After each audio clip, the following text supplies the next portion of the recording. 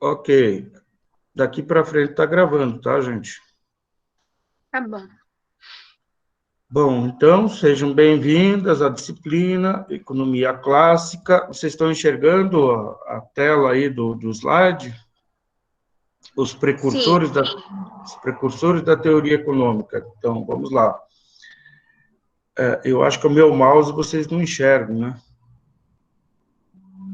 Não enxergam? Não. Então, tudo bem, mas aí eu vou comentando com vocês. Vejam aí que eu fiz uma linha do tempo. Começa lá por volta de 800 antes de Cristo, passa pelo período dos romanos, no ano zero da nossa era, passa pela Idade Média, período mercantilista, os clássicos, e depois nós vamos terminar lá no Keynes, já no século XX. Então, mas lógico que isso aí teria assunto assim para um doutorado, né? A gente vai passar bem sucintamente, porque nesses períodos aí tem muitas coisas que são interessantes, que foram legados que nos foram deixados até hoje. E notem que os clássicos, que a nossa disciplina é economia clássica, tem lá o ano de 1776, tá? É o ano em que foi publicada a primeira obra por um sujeito chamado Adam Smith, que tratava exclusivamente de conceitos, de teorias sobre economia. Antes não existia a economia enquanto ciência. Existiam os filósofos, enfim, mas não existiam os economistas. Mas já existia economia, evidente que já existia. Olha lá no período dos romanos, lá nessa linha do tempo, no ano zero, Jesus foi traído lá por 30 moedas, não sei o que lá. Então, se existiam moedas, e existiam os romanos, existiam soldados, esses soldados, eles recebiam soldos, salários, né? Então, existia economia. Só que não existia nenhuma obra, nem voltando 800 anos atrás, todos aqueles clássicos gregos, filósofos geniais, Platão, Sócrates, enfim,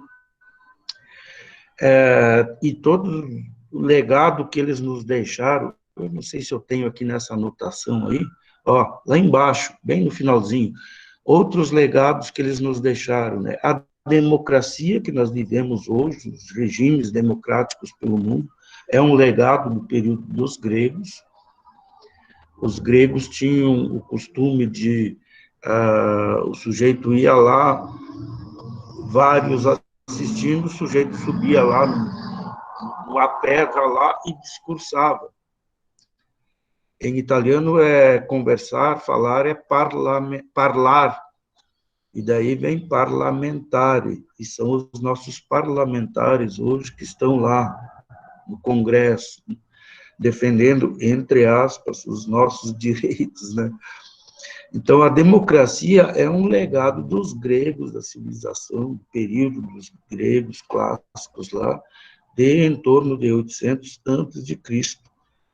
Também uma coisa que, infelizmente, esse ano não pôde ter sido realizada em função da pandemia, as Olimpíadas modernas tiveram origem lá na Grécia. E vários legados, obras, dramas, comédia, sobre astronomia, matemática, enfim, os gregos foram geniais. Mas, no enunciado um pouquinho para trás ali, eu comento ali que um dos legados para a economia dos gregos, talvez o principal, seja o nome, a definição, o conceito, economia, que é uma conjunção de duas palavras gregas, está lá entre parênteses, oikos e nomos, que significa administração do lar, enfim, e mais tarde virou administração da coisa pública, economia. Mas sobre teorias econômicas, os gregos não nos deixaram praticamente nada, a não ser essa contribuição da definição do nome economia. Não tem nenhum, não existe ainda ninguém, os historiadores, tá? Não encontraram nenhuma obra perdida dos gregos que tratasse exclusivamente de questões econômicas. E lógico que existiu a economia, desde que o homem é homem, existe a economia. Eles tinham escravos, eles tinham castas, eles negociavam, portanto, a economia existia. Mas eles não têm nenhuma obra que eles tratam dessas questões. Eu vou ter que mudar de tela aqui para eu descer o slide. Vamos lá para outra página agora, avançando do período dos gregos para os romanos. Em torno do ano zero, lá, o ano do nascimento de Cristo, que é a data da nossa era, os chineses e tal, alguns países aí, asiáticos principalmente, eles têm lá outro calendário, eles já estão lá no ano 4000 e tanto. Mas, enfim, para efeitos de padronização, inclusive nos negócios que acontecem no mundo, padronizou-se a aceitar esse calendário romano, católico, enfim, que começa lá no ano zero, o ano do nascimento de Cristo, né?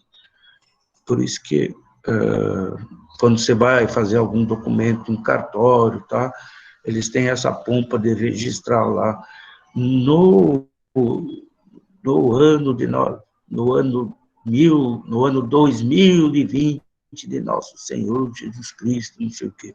Então, é só para deixar claro que não é o ano lá dos chineses, mas eles, para efeitos de mundo, eles usam esse nosso calendário também.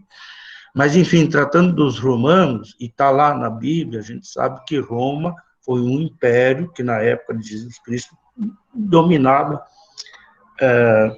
a maior parte do que a gente conhece como civilização ocidental, principalmente ali no Mediterrâneo, inclusive o Egito, e Grécia, e Roma, e ali a Ásia ali, Israel, onde fica hoje Israel, Irã, Iraque, Tunísia, tudo isso aí era dominado pelos romanos. E eles eram excelentes estrategistas, militares, engenheiros, nossa, as obras deles, como eles levavam água de um lugar para uma cidade que não tinha água corrente, aquelas instalações sanitárias deles, que ainda existem hoje, nossa, aquilo é fantástico para a época. Muitos engenheiros de hoje ainda perguntam como é que os caras conseguiram fazer isso. E tem aquela expressão, né, quem tem boca vai a Roma, né? Porque eles fizeram muitas estradas pavimentadas a partir de Roma para os confins do império deles. Mas, de novo, nada de obras que tratassem de questões econômicas. E existia economia? Por óbvio, existia. Né?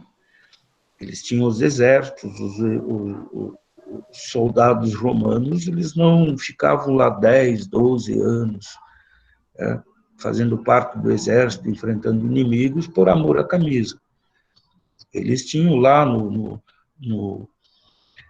fundão deles, lá no interiorzão da Itália, lá numa vilazinha, eles tinham uma família que eles precisavam sustentar, de vez em quando mandar dinheiro. Então, existia a economia em si, existia a organização, as estratégias, a logística das coisas, mas eles não deixaram, pelo menos não se conhece até agora, nenhuma obra do período romano que tratasse de questões econômicas. E depois, lá, eu coloquei ali por volta de 470, é o período que que ficou conhecido agora, que a gente chama de Idade Média. Mais ou menos, eu não sou historiador, mas é por volta do ano 470 que houve a queda de Constantinopla, que o imperador Constantino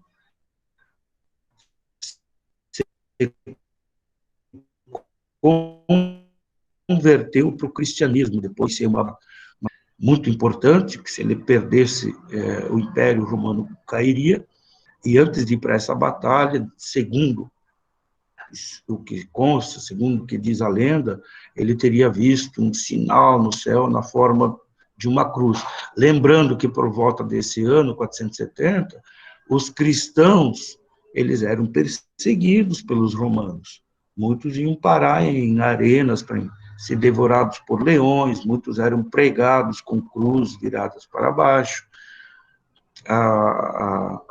O cristianismo era uma seita que não era a religião oficial de Roma, que tinha vários deuses pagãos lá. Mas naquele ano, mais ou menos em torno desse ano, essa faixa de 470, o imperador romano se converteu ao cristianismo. E aí a religião romana, o cristianismo se tornou a religião oficial do Império Romano. Lógico, quem que vai querer encarar o imperador, né? Mas a minha fé é essa aqui. Não, mas o imperador mandou. Pronto, naquela época ninguém encara o imperador, né? Então, virando a religião, o cristianismo, a religião oficial do Império Romano, nós tivemos aí um período que vai mais ou menos aproximadamente em torno de 1000 anos, até o início do período mercantilista, que os historiadores chamam de milênio perdido. Por que milênio perdido? Eu diria porque houve uma involução, ou seja, um retrocesso na cultura, na ciência, na nossa civilização ocidental, ou seja, o pessoal ali da Europa, porque a América não tinha nem sido descoberta ainda. Mas, enfim, enquanto lá na Ásia, no Oriente Médio, as pesquisas, astronomia e matemática, e tudo avançava, na nossa Europa medieval era um período das trevas. Qualquer um que fosse lá olhar as estrelas, não, mas a Terra não é o centro do universo, mas a Terra gira ao redor do Sol, era condenado à fogueira, né? Tem aí nosso Copérnico, né? O Kepler, mais tarde também, ainda lá por volta de 1500 já, ele, para não ser queimado em fogueira, acusado de bruxarias, enfim, teve que abrir mão do que ele sabia que era verdade, enfim. Então, foi um período, a era das Inquisições, que depois das descobertas, as Inquisições espanholas, elas chegaram aqui na América, né? Tinha tribunais de Inquisição aqui que mataram, condenaram muita gente aqui na América, não tanto no Brasil, mas nos nossos países vizinhos, a Inquisição foi brutal. Então, é um período negro mesmo. Qualquer ciência, você estuda alguma coisa, descobre alguma coisa, é bruxaria. Então, era para deixar o povo bem na míngua mesmo, né? Então, foi um período... eu sou católico apostólico romano, batizado, né? Mas a gente tem que reconhecer que foi um período, né, que a igreja prejudicou, inibiu o conhecimento, a expansão, muitas obras literárias, inclusive lá dos clássicos gregos, comédia, enfim, foram queimadas, obras perdidas. Tem um filme bem interessante, mas é um filme bem antigo já, que retrata esse período. Para quem quiser procurar aí, não sei como é que faz, hoje não existe mais locadoras de vídeo, né? Mas, enfim, de repente conseguem achar o vídeo e assistir, é bem interessante mesmo. Chama-se O Nome da Rosa. Ele retrata esse período aí dos monges enclausurados, tentando copiar obras à mão para tentar salvar, porque a ordem era queimar tudo o que fosse considerado blasfêmia. Estão acompanhando, gente? Oiê. Sim, professor. Sim, professor. Ótimo. Então, eu estou falando aqui, mas a gente não vê ninguém, então, às vezes me passa assim Professor, em mente, será que não tem estou falando gente sozinho? entrando, tentando entrar e não está conseguindo. Ah, peraí, é que eu tenho que permitir, eu estava só na tela do... Ah, então tá. É que eu tenho que dar permissão, e eu estava na outra tela. Poxa, esse siga aí podia dar um sinalzinho para mim, né? É porque não tá entrando com e-mail institucional, não é? Pois é, deve ser isso. Como não está no institucional, aí eu tenho que permitir. Porque vocês entraram direto, né? Não precisei dar permissão. Não, é porque a gente tá com o e-mail da Unimat mesmo. É. Mas tudo bem. Estão vendo a tela ali, né? Estava comentando sobre o período da Idade Média, e é, de fato, considerado um milênio perdido para a nossa civilização. Depois, nós avançamos lá por volta de 1300, e aí a data também, vocês fiquem à vontade para entrar no Dr. Google aí para pesquisar, eu não sei exatamente que ano que é esse, mas é lá por volta de 1300 houve a queda de Constantinopla. Constantinopla é hoje onde fica Istambul, na Turquia. Constantinopla, o nome já diz, era uma cidade dos romanos. Deixa eu ver, alguém está tentando entrar aqui. Construída lá no Egito, que era um puxadinho do Império Romano, né? Dominada pelos romanos. E aí os turcos tomaram Constantinopla. O nome da cidade era Constantinopla, exatamente em homenagem ao imperador Constantino, lá de 470, que oficializou o cristianismo como religião do império. E com a tomada de Constantinopla, fechou-se o caminho do Ocidente para o Oriente, para ir buscar especiarias na Índia, enfim, seda, e diversas especiarias, aquele comércio que era muito comum naquela época, aqueles viajantes que passavam, iam até a Ásia, principalmente até a Índia, compravam mercadorias, voltavam até a Europa, vendiam essas mercadorias e oferiam um lucro. Com o fechamento de Constantinopla lá, esse trajeto foi fechado. E aí os comerciantes ficaram, pronto, e agora? O que vão fazer? Acabou o nosso negócio.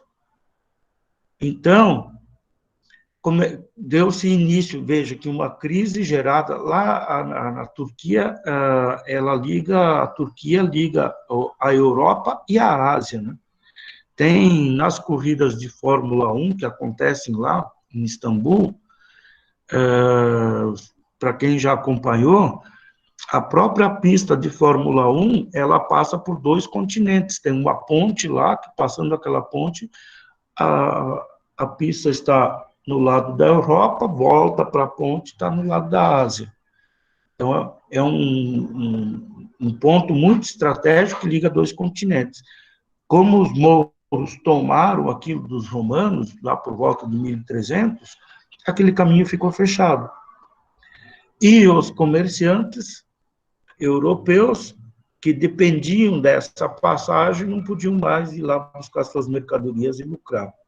Então, deu-se o início da era das grandes navegações. Muitos projetos e empreendimentos, lógico que esses comerciantes abonados, ricos, botaram seu dinheiro para construir navios, naus, contratar marceneiros e contratar marinheiros experientes dispostos a ficar meses, se não anos, no mar, para dar a volta pelo mar por baixo do continente da África e chegar às Índias. E isso, não pensem que isso era empreendimento das coroas, dos governos.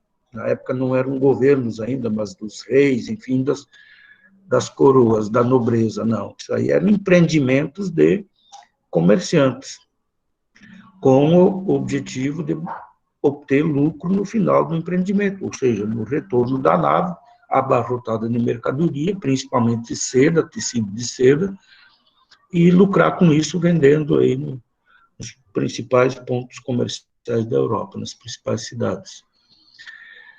E, aliás, foi nesse período que o Brasil foi descoberto também, em 1500, né? Então, o período mercantilista, ele já começa a mudar um pouco saiu um pouco daquele período nebuloso que foi o período da Idade Média. Esses comerciantes, eles têm contato com outras culturas e eles trazem muito conhecimento e muitos costumes para os seus locais de origem quando eles retornam. Inclusive, na matemática, gente, a matemática hoje, ela é totalmente baseada nos números arábicos, não é? Vocês já ouviram, e tem aí alguns finais de filme lá, que tem lá quando o filme foi feito, o ano que o filme foi feito, nós estamos em 2020, então o 1000 nos números romanos é um M. Então, quando vocês enxergarem aí MM, significa 2000. E o 20, eu não sei qual, eu sei que daí tem 2x, cada x é um 10. Imaginem fazer uma equação diferencial com números romanos hoje. Seria impossível, né? Fazer estatísticas com números romanos. Um tracinho, um x, um v, um m, como é que você ia fazer? Então, nós herdamos lá, principalmente nesse período mercantilista aí, em que a nossa civilização ocidental teve contato com os asiáticos, lá principalmente com os árabes, descobriram que era muito mais fácil adotar os números arábicos e abandonar os números romanos, principalmente para fazer negócios.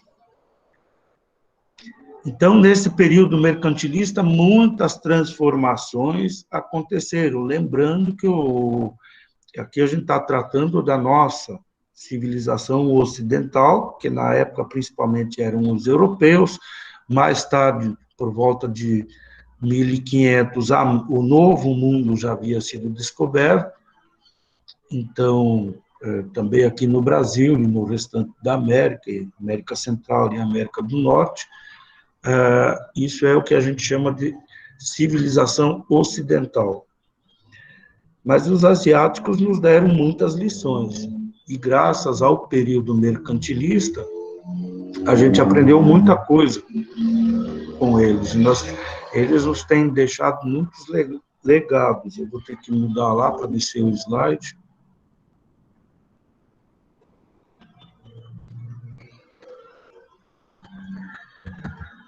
Estão vendo aí transformações mercantilistas? Sim, professor. Sim, professor. Ótimo.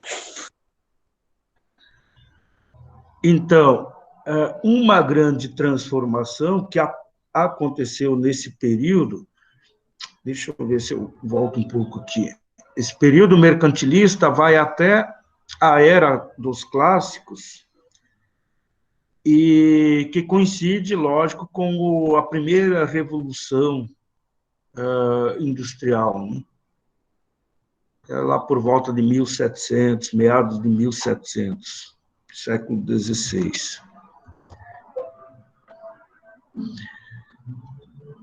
Então, aconteceram, nesse período aí, de em torno de 300, 400, 500 anos, as principais transformações que aconteceram nesse período aí, uma delas é a transformação intelectual. É o período do Renascimento, né? Aí surgem gênios como Leonardo da Vinci, Michelangelo, que eu coloco aí, Rafael, Tiziano. A laicização do pensamento, né? Laicização está ali entre parênteses em amarelo, tornar laico o seu pensamento, excluir componente religioso do que você estiver pensando, porque naqueles 1000 anos anteriores você só podia pensar nas coisas de Deus, tudo era vontade de Deus, né? E se você pensasse em alguma coisa que não tivesse aí um componente religioso, você era um herege e podia ser punido por isso. Então, não se podia pensar em outras coisas. Imagina a juventude querendo namorar na época, não podia, tinha que pensar nas coisas de Deus. Olha que sofrimento, gente, imagine. Então, nesse período aconteceu isso aí. Eu coloco ali também o retorno aos métodos de observação e de experiência. Observação, olhar a natureza, ver como a natureza age, não, mas isso aí não é, isso aí tem uma explicação. Por que a água ferve a 80 graus? Tem uma explicação por isso aí. Então, e as experiências, então, começaram a se fazer novas experiências, principalmente aí, o pessoal de metais ali, não sei como é que chama, ourives, aqueles que mexer com ouro, com prata, tá? E também na parte da saúde, se fazer experiências de criar medicamentos, lembrando que não existia nem vacina contra, nem penicilina na época, então qualquer ferimento inflamava e podia levar à morte. Então, um período assim que as coisas começaram a aflorar. E aí, um outro tópico que eu coloquei aí é difusão de novas ideias por meio da imprensa. Lá em 1450 foi impresso o primeiro livro pela prensa de Gutenberg. Antes, tudo que era a informação, ela era escrita à mão, e só a nobreza e o clero, os privilegiados lá, que tinham acesso. Aliás, a maioria das pessoas, 99% das pessoas não sabia nem ler, né? Eram só alguns privilegiados que tinham esse conhecimento. E tudo que fosse informação, ou uma ideia, ou alguma coisa que fosse para ser passado para uma outra pessoa, tinha que ser escrita à mão. Inclusive a própria Bíblia. O povo não tinha acesso à Bíblia. A Bíblia eram aqueles manuscritos que estavam lá com o clero, e olha lá, um e outro nobre tinha o direito de ter uma Bíblia manuscrita em casa. Mas o povo não tinha acesso à Bíblia. Então, o Gutenberg, com a prensa dele, ele imprimiu a Bíblia. E aí, a Bíblia começou a se tornar acessível aos mortais, digamos assim. Tem, no outro tópico, uma transformação religiosa que aconteceu nesse período também, muito importante. Tá aí para vocês lerem, né? As reformas Calvino, principalmente no Reino Unido, na Inglaterra, né? E Lutero no continente, mais especificamente na Alemanha. Essa transformação talvez tenha sido a maior, a mais importante das transformações da história da nossa civilização ocidental.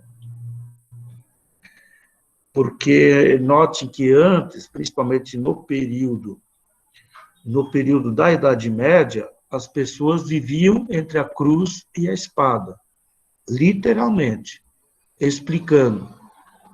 As pessoas viviam num feudo, campo ou nas vilazinhas, mas aonde eles viviam era a propriedade de um nobre. E aí, o que eles produziam era tudo por sistema de meeiros. Meeiro significa metade do que você produz, você tem que entregar para o nobre, que é o dono da propriedade. Você mora aí, você é um servo do nobre. E esse nobre ficava lá no seu castelinho, né, ouvindo violino, tomando vinho. Ele tinha seu próprio exército particular. E se algum camponês se rebelasse com aquela situação de vida, com aquela, sei lá, aqueles viver de uma forma paupérrima, pouca alimentação, a caça muitas vezes não era permitida, a caça de um cervo, de um tatu, não era permitida e muitas vezes era punida, porque aquilo era do senhor proprietário da terra, né? Então, os camponeses tinham que sobreviver lá, plantando batata, tá, beterraba, tinham que viver disso. E lembrando que lá na Europa tem a questão do inverno, que é as condições climáticas lá no inverno, elas são bem diferentes das nossas que nós conhecemos aqui no Brasil, né? Então, o sujeito tinha que se precaver no período de primavera, verão, plantar, guardar para sobreviver no inverno. E a metade da produção deles, quando não 2/3 da produção, eles tinham que entregar para o senhor proprietário da terra. Eventualmente, um e outro se insurgia contra essa situação, de morar numa casinha simples, que às vezes tinha frestas ali, telhados de palha, e no inverno, com a neve e tal, você vivia num ambiente úmido e frio. Isso gera problemas de saúde, enfim, asma, tá? Eventualmente, se um camponês desse se revoltasse, se insurgisse contra essa situação, ele se deparava com a espada de quem? Do proprietário da terra. E se mesmo assim ele se revoltasse, digamos que ele fugiu para a montanha e é um revoltado, o exército do senhor feudal lá não conseguiu pegar ele. Aí ele vai se tornando aí uma espécie de lenda e vai conseguindo seguidores. Isso é perigoso para o senhor proprietário. Outros camponeses vão se juntar a ele. Não pode permitir uma revolta no meu reinado aqui. Então, entrava em ação a cruz, ou seja, o padre. O padre ia lá, olha, meu filho, os primeiros serão aliás, ao contrário, os últimos serão os primeiros, conforme-se com a sua situação de pobreza aqui, porque é a vontade de Deus. Lá no reino dos céus você será recompensado. E era esse discurso. Gente, repetindo, eu sou católico, apostólico romano batizado, tá? Mas era esse o sermão dominical. Então, os camponeses não se insurgiam contra as atrocidades que lhes eram impostas por dois temores. Um da espada, mas um outro que eles temiam ainda mais era a cruz. Era pecar, não podiam ser contra a vontade de Deus. E o que fizeram os reformistas? Inverteram esse sermão dominical. Exatamente o oposto. O Lutero encontrava um camponês desses aí, com dificuldades, tá, pobre, né? Como é que você vai passar coisas espirituais para um sujeito que está aí doente? Está aí magro, faminto? O Lutero dizia, você tem que cuidar do seu corpo primeiro. E quando seu corpo estiver saudável, daí nós podemos começar a discutir questões espirituais. Tem uma expressão em latim, in corpore sano, mens sana. Ou seja, traduzindo, você vai ter uma mente sã, saudável, com pensamentos, pode pensar lá nas questões espirituais, se o teu corpo físico estiver saudável, senão não. Então, o movimento protestante inverteu tudo. Ah, mas eu não posso cuidar do meu corpo porque não tenho recurso. Mas o que você sabe fazer? Ah, eu sei fazer cestas de vime, tá, e eu vivo disso. Que eu faço cesta de vime, vendo para os outros camponeses, que eles precisam dessas cestas, e aí eles me pagam algumas moedas, e com essas moedas eu vou comprar comida para guardar para o inverno. E aí os protestantes diziam, mas então produza o dobro do que você produz, daí você vai ganhar mais, mas não posso, porque eu não tenho recurso. Então pega dinheiro emprestado de alguém e abre lá uma barraquinha ali no povoado e vai produzir para ganhar dinheiro. Seja egoísta, pense em você.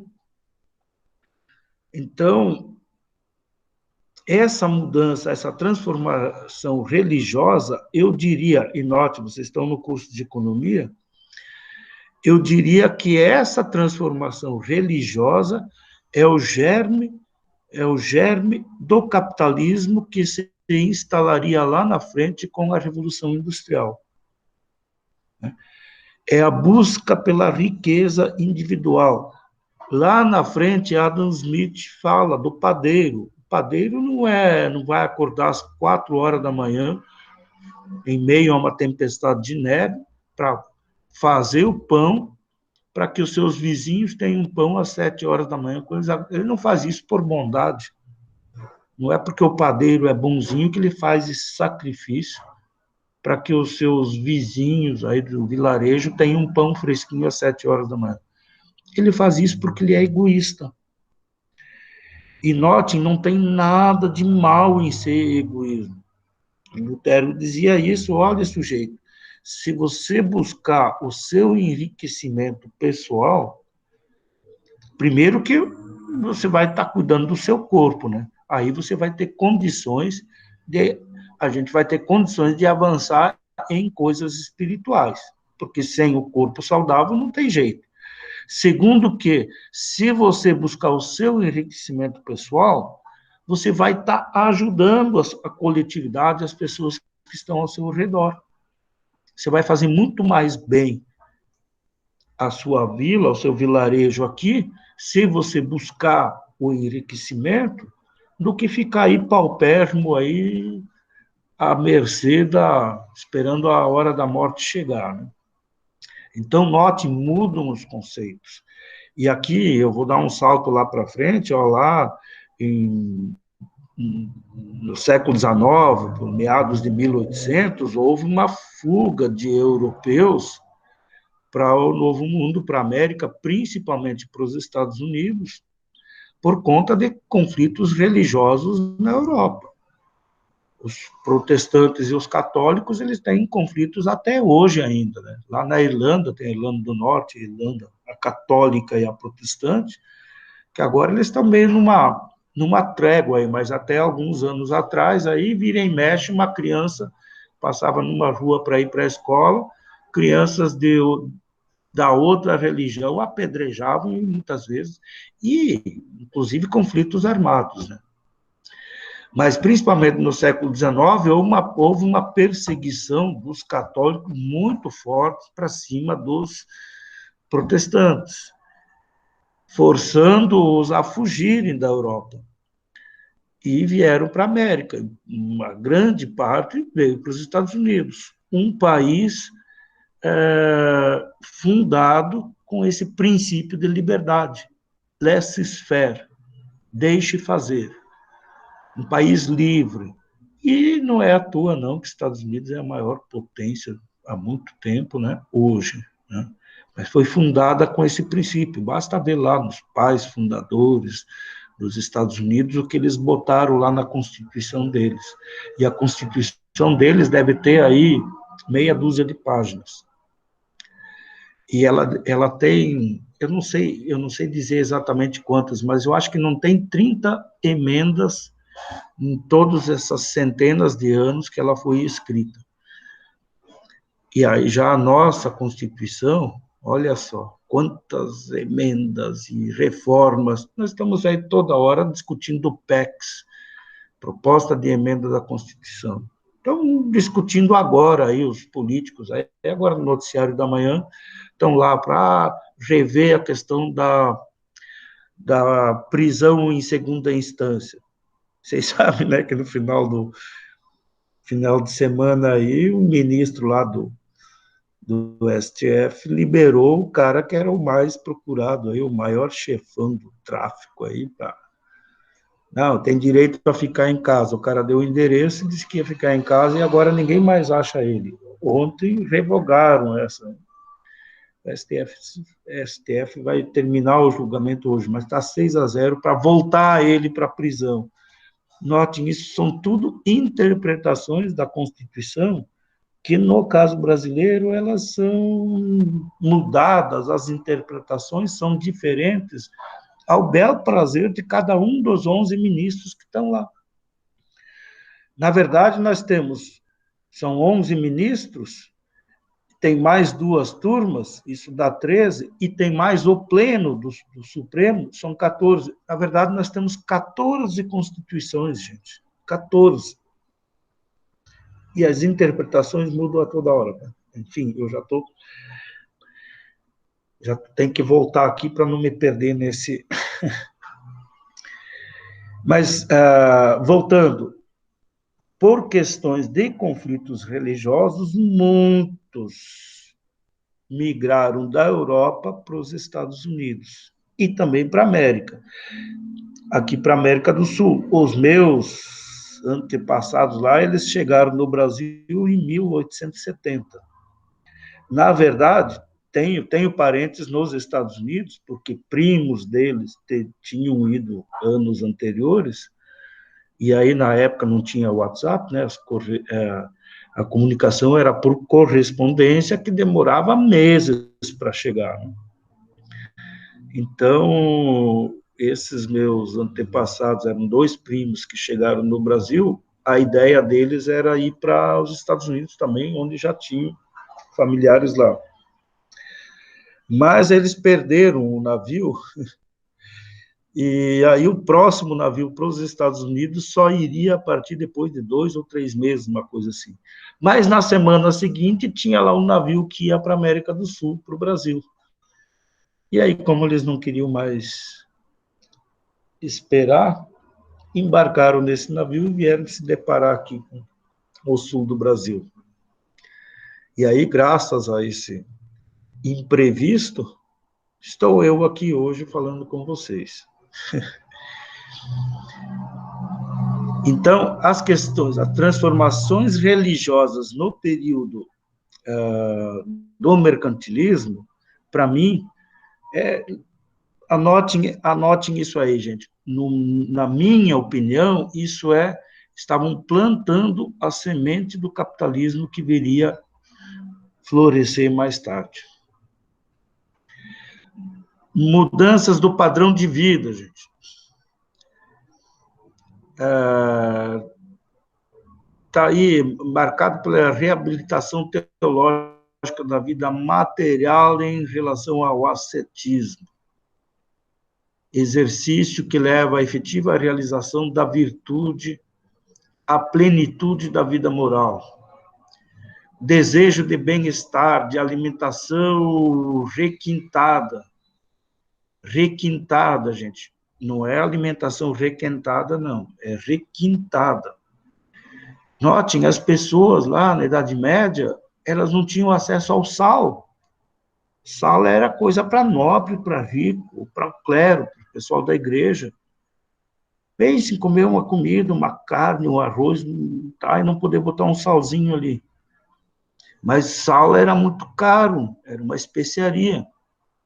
Tanto assim que muitos soldados romanos, o soldo, ou seja, o salário que eles recebiam, era na forma de pacotinhos de sal, porque os romanos, ainda como eles dominavam toda aquela região do Mediterrâneo, eles tinham usinas de exploração de sal, e os imperadores pagavam muito dos seus soldados com pacotinhos de sal, e o povo adorava isso. Nossa, era um chiquérrimo ele voltar para a vila dele com um saquinho de sal, e a família dele, nossa, ter um almoço, já pensou? Um cervo assado, ou um javali assado ali, um churrasco, que tenha um salzinho em cima, nossa, fica muito bom, né? Habitações confortáveis e arejadas, gente, isso aí, a mudança no padrão de vida. Muitos desses soldados, principalmente no período das cruzadas, nem falei das cruzadas, né? Que foram lá por volta de 1200, 1270, eu acho que foram 5 ou 6 cruzadas. Cruzadas eram aquelas convocações dos papas, junto à nobreza, aos reis, aos condes, enfim, para que todos cedessem soldados e juntar um monte de soldados, os cruzadas, sob a capitania da igreja, né? E esses soldados fossem lá para Jerusalém para tomar de volta Jerusalém. E foram feitas várias cruzadas, e os cruzados aí, bom, tem muito assunto sobre eles. Mas eu nem vou entrar aí em outras questões. As cruzadas deram origem enfim, há várias ordens secretas que persistem até hoje, enfim, não vamos entrar nesse caminho. O que eu quero dizer é que muitos desses soldados que eram convocados pela igreja e eram obrigados pelos seus senhores feudais a ir participar dessa cruzada, a maioria eram jovens de 15, 16, 17 aninhos, e eles participavam dessa cruzada e retornavam para sua vila 10, 12 anos depois. Imagina lá um jovem que estava de olho, namoricando ali a filha do vizinho, quando ele voltasse, ela já teria casado com outro, né? Lembrando que a expectativa de vida, na época, não passava de 40 anos. Só que tem uma coisa aí que fica uma coisa bem sutil, que muitas vezes os historiadores não se dão conta. Esses jovens, quando saíram de suas vilas e foram participar das cruzadas, e foram lá para Jerusalém, ficaram anos e anos, e depois retornam para o seu vilarejo, eles não se conformam mais com aquela qualidade de vida que os camponeses levavam aí. Diz, gente, mas é um absurdo esse casebre aqui com telhado de palha, cheio de fresta aqui, que no inverno o frio entra. Por que isso? Porque lá no Oriente ele tinha entrado em contato com outras culturas. E as pessoas tinham outros costumes, inclusive de hábitos alimentares. O pessoal lá tinha sal na comida. Como que você vai comer aí, assar um frango sem sal e comer? E de bebidas, enfim, uma série de outros costumes que foram trazidos, ironicamente, pelo movimento da própria igreja, né? Convoca esse povo para ir para lá, esse povo tem contato com outras culturas, outros costumes, e ao retornar, não se conforma mais com o padrão de vida que eram obrigados a levarem há muito tempo. E depois tem... Gente, eu acho que eu já estou me estendendo demais aqui, né? Vocês já estão cansados, e eu também. E eu tenho outra aula de outra disciplina agora às 8. Então, eu vou interromper por aqui. Estão aí ainda? Sim, professor. Letícia, Laudiceia, professor. Dianara, Felipe, Débora, Camila, Ananda e eu. Tá. Sim, aqui. Ok. À tarde eu vou tentar ver se eu consigo criar um grupo de WhatsApp e disponibilizar o link lá no Siga para os demais. Acho que é melhor, professor, porque eu mesmo não recebi o link lá no e-mail institucional. Pois é, e eu mandei. Agora, eu não sei se é problema do Siga ou do que é, mas eu mandei. Mas, enfim, essa nossa primeira conversa de hoje vai estar gravada lá. Daí, se souberem de outros aí, divulguem que vai estar lá, vai estar disponível no Siga para vocês assistirem. Tá ok? Eu só não vou poder disponibilizar agora, porque esse processo, até levantar lá no YouTube e até processar, demora um tempão, e eu tenho outra aula agora às 8. Então, eu vou me despedir de vocês, e por favor, leiam o conteúdo e avancem, tá? Eu gostaria que nessas aulas que a gente tem nas quintas, que não fosse eu passando o conteúdo, porque isso seria se fosse aula presencial. Não tem condições, por conta do tempo, então, eu gostaria que aproveitar essa 1 hora só para tirar dúvidas de vocês, entende? Ok. Tá, beleza, professor. Tá certo? Eu vou Ok, ter que então, sair, Tá professor. certo. tá certo, eu vou sair aqui porque eu tenho que entrar logo na outra Ok, sala. parabéns pelo seu dia, professor. Tá bom, muito obrigado. Quem falou isso? A Letícia aqui, ó. É verdade, professor. Feliz Dia dos Professores. Ah, foi a Letícia, então tá, vou lembrar disso na hora de, de colocar lá os conceitos, as notas finais, eu vou lembrar disso aí. Ah, eu tenho professor na família também, aí eu lembrei bem cedo. Tá bom, então, obrigado, gente. Ah, tchau, tchau. Tá Tchau, bom, tchau, professor. tchau. Tchau, tchau. Tchau, tchau, bom dia. Bom dia.